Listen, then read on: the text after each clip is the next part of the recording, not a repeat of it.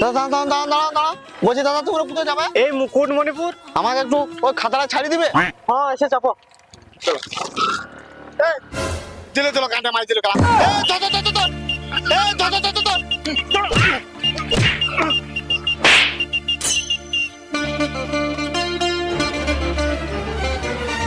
তুমি এই ব্যাগটা ওদের কাছ থেকে উদ্ধার করে বিরাট বড় উপকার করলে।